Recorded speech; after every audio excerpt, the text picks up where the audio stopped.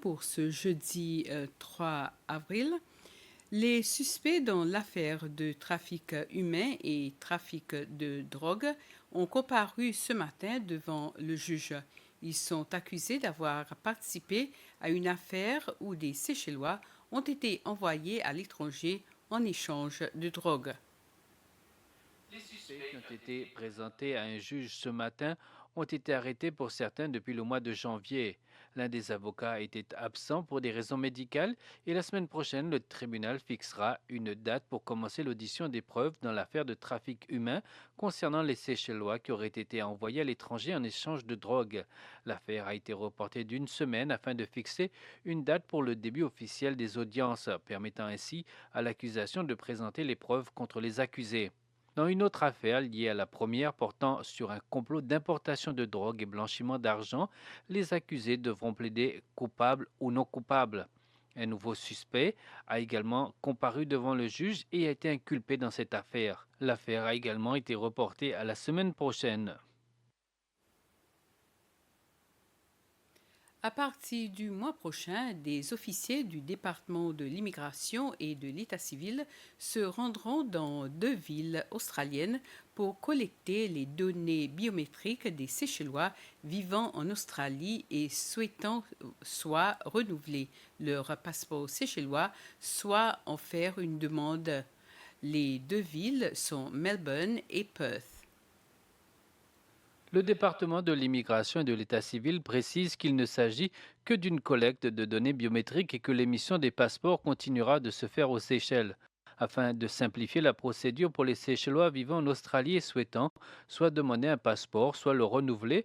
Le département de l'immigration et de l'état civil a annoncé dans un communiqué de presse que ses officiers se rendront en Australie dès le mois prochain pour commencer la collecte des données biométriques et des documents nécessaires. L'opération se déroulera à Perth et à Melbourne.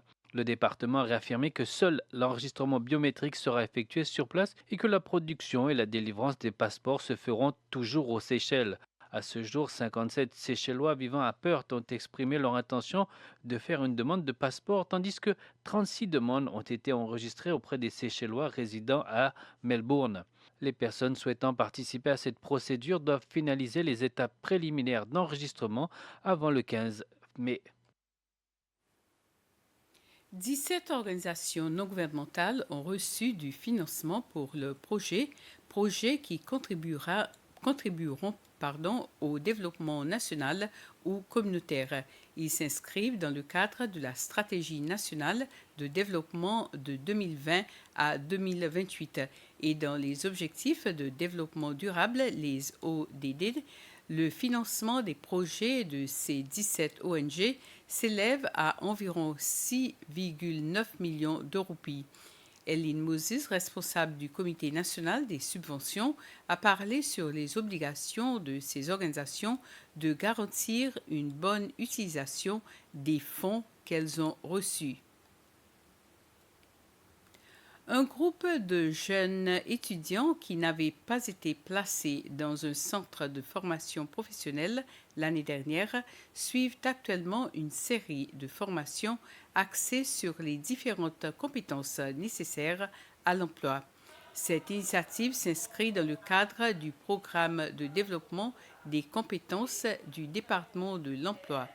Les jeunes participants sont en train d'approfondir leurs connaissances en matière de développement personnel, notamment sur l'adaptation, l'interaction avec les collègues, la communication efficace et d'autres aspects essentiels à l'éthique professionnelle. Les sessions de formation se déroulent dans la salle de National House. Des sessions étalées sur une semaine, chacune accueillant 30 participants. Les jeunes qui ne sont pas encore inscrits au programme sont encouragés à le faire. Voilà, ainsi termine ce flash. Merci de l'avoir suivi. Passez une soirée agréable.